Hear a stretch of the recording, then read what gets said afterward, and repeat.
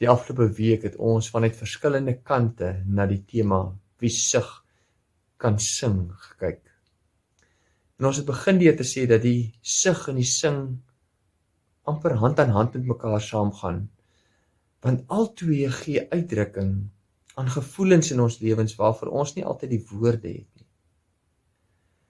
Toe het ons saam gesug oor die wêreld wat nie is, wat hy moet wees nie. En ons het daarna saam gesug oor ek en jy wat nie is, wat ons moet wees nie. Ons het gesug oor kollektiewe korrupsie en korrupte sisteme wat op 'n kollektiewe manier mag oor ons lewens het. Gister het ons gesê dat ons sug moet oorgaan in sing.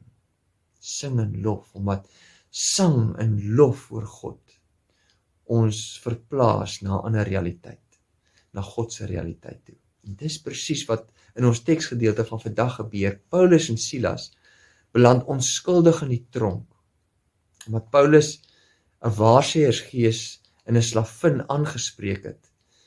En dit het toe gemaak dat die slavin nie meer kon waarsêery beoefen nie, en kon sy nie meer vir haar eienaars inkomste inkry nie. Die eienaars het toe daaroor ongelukkig gehad, en op die ouende het hulle vir Paulus en Silas voor die owerhede, en om 'n lang storie kort te maak, Paulus hulle word gestraf met lyfstraf, en hulle beland in die haglikste omstandighede, onskuldig, met seer lywe, oopgekloofde rug, koue tronkselle, stinkend, heel moontlik donker, met hulle voete in houtblokke, tussen die mees gesoute misdadigers.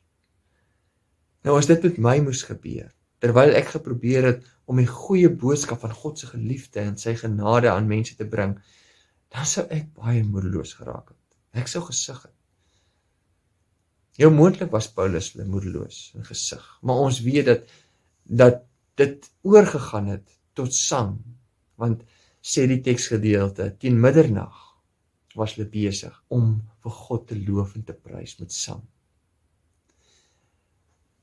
Nou let op dat Paulus en Silas nie sing omdat hulle weet of glo dat God hulle daai nag gaan bevry uit die tronk uit nie.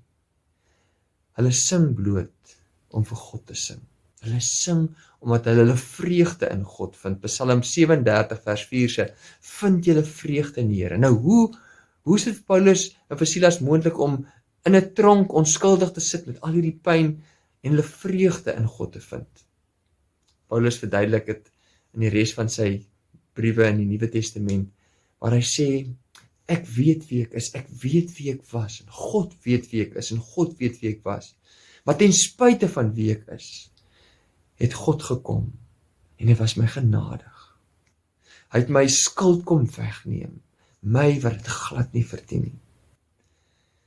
Paulus hulle het geweet, dat daar iewers in die geskiedenis 'n baie groot sug oor die mensdom was. God se sug. God se hartseer, God se pyn oor die mensdom. En hier praat ek nie van Jesus Christus wat gesterf het aan die kruis nie. Dit lê baie verder terug. Dit lê in Genesis 6, waar God sê dat hy na die mensdom gekyk het en dat hy spyt gekry het dat hy die mens gemaak het, omdat die mens so boos is. En dat hy besluit het om die mense van die aarde af te vee. Ons weet, net daarna kom die verhaal van Noag en die sondvloed. Maar die verhaal eindig op hierdie manier, waar God sê, en hy sê dan vir homself, dat hy besluit het om nooit weer so iets oor die mensdom te laat kom nie. Hy weet wie die mens is. Hy weet wie die mens is.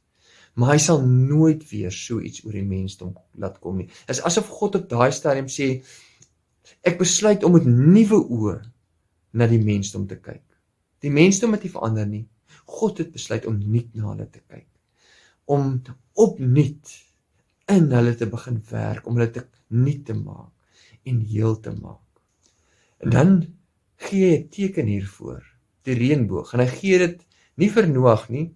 Noag sien dit, maar die Bybel sê vir ons, hy gee die teken om homself daaraan te herinner, dat hy hierdie voorneme het. Hoe vind ek en jy te midde van omstandighede wat nie lekker is nie, soos Paulus en Silas, ons vreugde in die Here. Ek dink die antwoord is dalk eenvoudiger as wat 'n mens dink. Dit is dalk so eenvoudig soos ek en jy, wat van mens hou, wat van ons hou. Ek hou van mense wat na my omsien, ek hou van mense wat vir my lief is, ek hou van mense wat altyd my beste belang op die hart dra. Ek hou nie van mense wat nie van my hou nie, ek hou nie van mense wat krities teenoor my is, en die heeltyd my stap en oordeel nie. Ek dink baie keer, dis die prentjie wat baie mense oor God het, dat God kwaad is, dat God die heeltyd wil kritiseer, dat God die heeltyd oor ons wil oordeel, dat God net wil straf. Maar dis nie die beeld wat ons van God in die Bybel kry nie. Jesaja 53 vers 6 sê dit so mooi. Ons almal het gedwaal soos skape en was ver van God af. En dan sou ons verwag dat daarop volg, en daarom het hy ons gestraf. Maar die woorde is anders, hy sê, maar hy het die straf wat ons toekom op homself geneem. Hy het dit self kom dra. Die Bybel leer vir ons dat God vir ons is, dat hy lief vir my en jou is, ten spyte van wie ons is. Die Bybel leer vir ons dat God jubel en juig oor my en jou. Sefanja 3 vers 17 sê, God is stil tevrede. God sing oor ons. Kan jy dit glo? En dit omdat ons perfek is allermins.